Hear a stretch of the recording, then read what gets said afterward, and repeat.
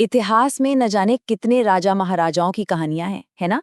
लेकिन सोचिए, क्या कोई इतना अमीर हो सकता है कि उसकी दौलत से पूरी की पूरी सभ्यताओं की अर्थव्यवस्था हिल जाए?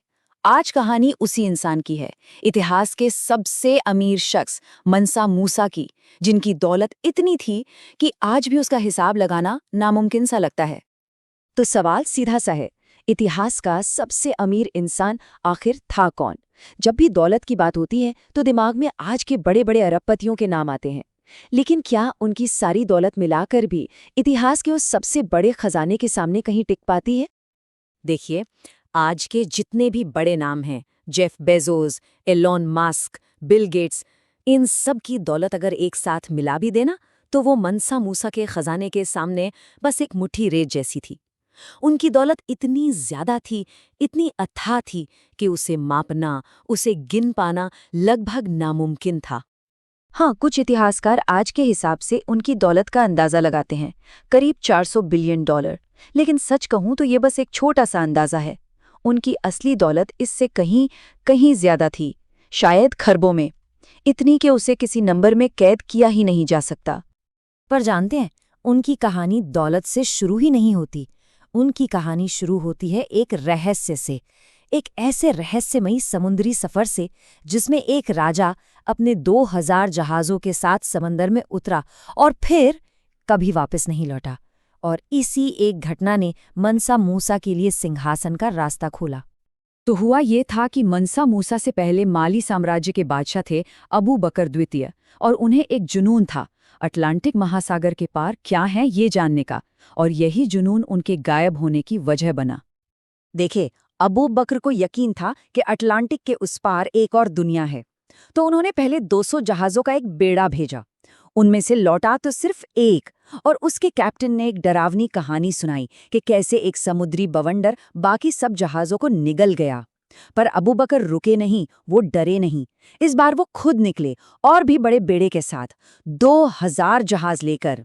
और उसके बाद वो और उनका पूरा बेड़ा हमेशा के लिए गायब हो गए। और इस तरह उनके रीजेंट मनसा मूसा माली के नए बादशाह बन गए। तो अब सवाल ये है कि मनसा मूसा को विरासत में आखिर मिला क्या? माली साम्राज्य की पूरी दौलत दो चीजों पर खड़ी थी, सोना और नमक, और मनसा मूसा ने इसी दौलत को एक अलग ही लेवल पर पहुंचा दिया। सोचिए, उस वक्त दुनिया का आधा से ज्यादा सोना माली की खदानों से निकलता था। आधा। लेकिन असली ताकत सिर्फ सोना नहीं था, बल्कि नमक भी था। जी हाँ, नमक, क्योंकि सहारा के रेगिस्तान में नमक की कीमत कभी-कभी तो सोने से भी ज्यादा होती थी। लेकिन मनसा मूसा सिर्फ इन खदानों के भरोसे नहीं बैठे। उनका असली मास्टर स्ट्रोक था एक नया टैक्स सिस्टम। उन्होंने एक नियम बनाया कि खदान से निकलने वाले या बाजार में बिकने वाले सोने और नमक के हर एक औंस पर भारी टैक्स लगेगा। और बस इसी एक फैसले ने माली को दुनिया का सबसे अमीर साम्राज्य बना दिया। और फिर उन्होंने एक ऐसी यात्रा की जिसने सचमुच दुनिया बदल दी। इस एक यात्रा ने माली साम्राज्य का नाम दुनिया के नक्शे पर हमेशा के लिए लिख दिया। ये थी मनसा मूसा की मक्का की मशहूर हज यात्रा। और ये सिर्फ एक तीर्थयात्रा नहीं थी, ये दौलत का एक ऐसा प्रदर्शन था जिसके नतीजे पूरी दुनिया ने देखे। जरा इस नंबर के बारे में सोचिए, 60,000 लोग। उनके कारवां में 60,000 से ज्यादा लोग थे, सैनिक, आम लोग, कलाकार, गुलाम, सब मिलाकर। ये कारवां नहीं था, ये एक पूरा का पूरा चलता फिरता शहर था जो सहारा रेगिस्तान पार कर रहा था। और ये लोग अपने साथ लेकर क्या चल रहे थे? 21,000 किलोग्राम शुद्ध सोना। इतना सोना कि आज भी अगर ये किसी देश की इकॉनमी में आ जाए तो उसे हिलाकर रख दे। और ये सारा का सारा सोना ऊंटों और गुलामों की पीठ पर लदा हुआ था। आप जरा उस काफिले की तस्वीर दिमाग में बनाइए। 60,000 लोगों का जुलूस, सबसे आगे 500 गार्ड, सब के सब रेशमी कपड़ों में और हर एक के हाथ में सोने का डंडा, और उनके पीछे 80 ऊंट जिनमें से हर एक पर करीब 130 किलो सोने की धूल लदी थी। कहते हैं उस कारवां के गुजरने पर हवा में उड़ने वाली धूल भी सुनहरी लगती थी। लेकिन उनकी इस दरिया दिली का एक ऐसा असर हुआ जो किसी ने सोचा भी नहीं था। जब वो काहिरा शहर पहुंचे तो उन्होंने गरीबों में, सैनिकों में इतना सोना बांटा, इतना सोना कि पूरे शहर में सोने की बाढ़ आ गई। नतीजा, सोने की कीमत अचानक से गिर गई और मिस्र की पूरी अर्थव्यवस्था अगले 10 साल से भी ज्यादा वक्त के लिए चरमरा गई। उनकी दौलत जितनी मजबूत थी ना, उतना ही मजबूत उनका किरदार भी था। काहिरा में जब मिस्र के सुल्तान ने चाहा कि मूसा उनके सामने झुकें, तो उन्होंने साफ साफ जवाब दिया, मैं सिर्फ अल्लाह के सामने झुकता हूँ। ये बात सिर्फ उनके मजहब में यकीन को नहीं, बल्कि उनकी हिम्मत और उनकी कूटनीति की समझ को भी दिखाती है। लेकिन कोई भी सुनहरा दौर हमेशा के लिए नहीं रहता। मनसा मूसा की मौत के बाद दुनिया का वो सबसे अमीर साम्राज्य बहुत बहुत तेजी से बिखरने लगा। और ये पतन हुआ कैसे?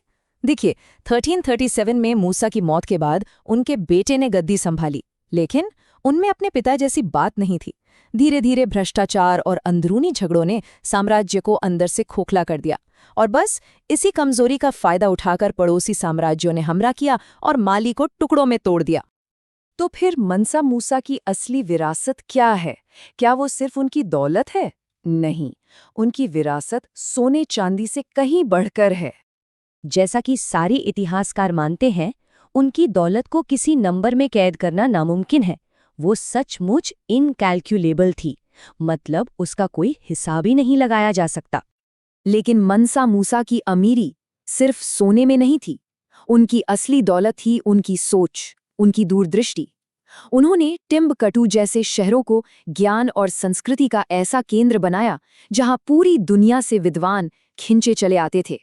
उन्होंने अपने साम्राज्य में हर धर्म को इज्जत दी, हर इंसान के लिए न्याय और सुरक्षा का माहौल बनाया, और यही वो चीज थी जिसने उन्हें दुनिया का सबसे ताकतवर बादशाह बनाया। तो आखिर में एक सवाल, अगर आज किसी के पास मनसा मूसा जितनी दौलत आ जाए, तो वो पहली चीज क्या होगी जो खरीदी जाएगी? जरा सोचिएगा।